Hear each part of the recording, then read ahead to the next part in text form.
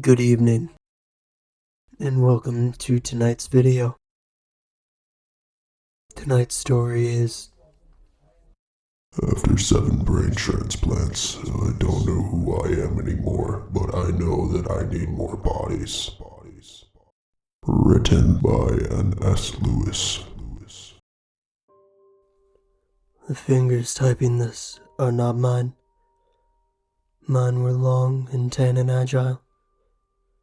These are stubby and sluggish, sickly white. I know where the letters on the keyboard are, but the fingers are slow to find them, and sometimes miss. They keep wanting to dig into the anus that is also not mine, and is stricken with some horrific malady. I have to concentrate to keep them on task. Soon enough, this body will begin to reject my brain, like the 6 bodies before it, and then we'll move on. If I had more time, say another year, I believe I could have perfected the procedure before undergoing it myself. But I didn't have more time. Cancer was eating away at my body, killing it from the inside. My best guess was that I had 2 months at most. Even those 2 months might have been enough to work out some of the problems that I now face. But when Jasper Gaffney fell into a hopeless coma following a car accident, circumstances seemed to dictate immediate action. I apologize. My writing has become disordered. It is due to the extra mental exertion required to keep this oafish body on track. I'm typing this sentence with one hand. I'm afraid I must go thoroughly wash the other before I can continue. Melanie Gaffney was, and still is, my professional partner. On the evening her husband lay brain dead on the hospital bed, hooked up to a ventilator, she approached me with bleary eyes. "You could die tomorrow, Sal," she said. "I can't continue to work alone, and I don't want to lose Jasper. I can't." "It won't be Jasper that comes out of the procedure, Melanie. You know that." "It'll be enough of Jasper for me," she said. "The sound of his voice, shape of his lips when he smiles, broad shoulders that have carried me through so much. I can't bear to lose that. I can't bear to never see him again." Frankly, it did not take much consideration on my part. We'd been struggling to find an ethical way to perform the procedure ever since I was diagnosed with cancer.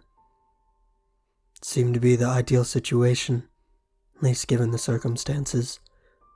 Jasper had been in the prime of his life, the very fit and healthy body, when the tragic accident had occurred, and here was Melanie, who knew exactly the implications of the procedure, begging for it to be done on her husband's body.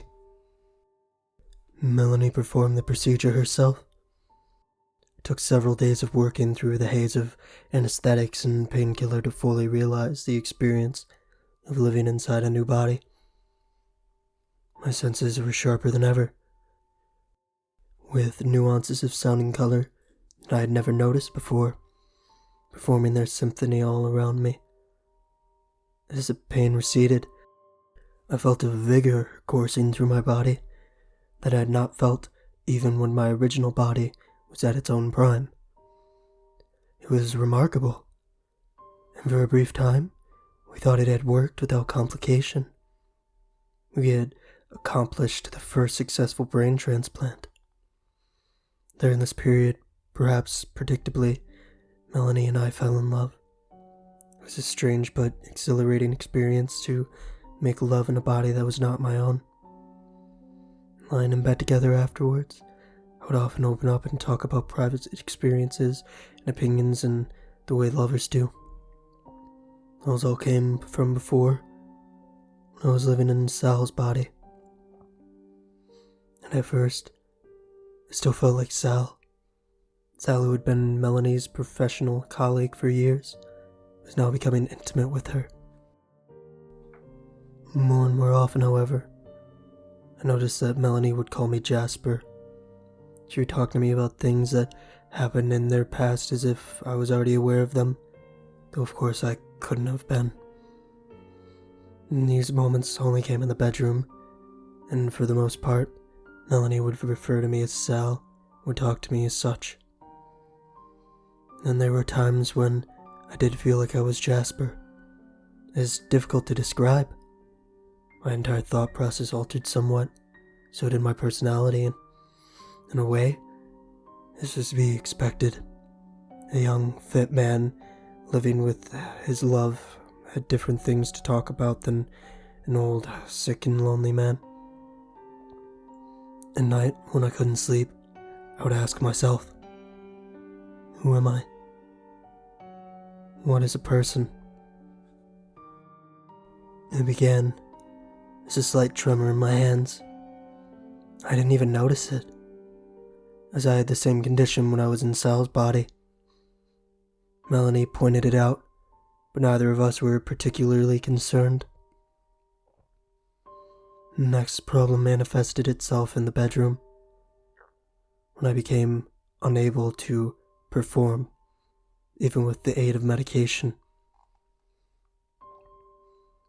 The tremors increased in severity and spread through Jasper's body as the headaches began. Soon I was unable to get out of bed. It was too painful. My flesh began to rot. "We need to find you a new body," said Melanie. "And then we need to get back to work. We let ourselves grow lazy." It was too much of an effort to talk. My throat was raw and on fire. I tried to nod, but by then my head was jerking uncontrollably. Finally, I managed to gasp out a "Yes!" I do not know how or from where Melanie procured my third body. I didn't ask. That body had belonged to a young man, perhaps 30 years old, who was even more fit than Jasper had been. He was very athletic and very attractive. We still made love, and afterwards, Melanie would still occasionally call me Jasper. But this time, we went to work. We pored over our notes. But by the time the tremors began, we were no closer to a solution than we had been. I went through my fourth body, then my fifth, and sixth, each one younger and more handsome than the last. Each time, the body decayed a little faster, and we made no real progress in determining where the fundamental problem lay. One night, while I was home alone in my seventh, counting Sal's body, a headache just beginning to take hold of me. The front door crashed open. Melanie stood at the threshold, panting. "I need a hand with this," she said, pointing to the body behind her. "Is that my new body?" I asked, looking down. I was surprised to see an obese middle-aged man. "I thought we would try something different," said Melanie. "We keep going younger and fitter with them. They keep decaying faster and faster. Maybe there's a connection?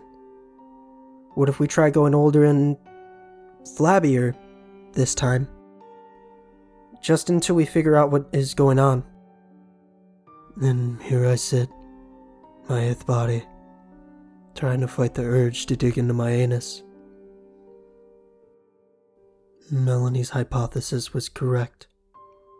This body, as unpleasant as it is, has served me well. It's been over a month, and the tremors are just now beginning.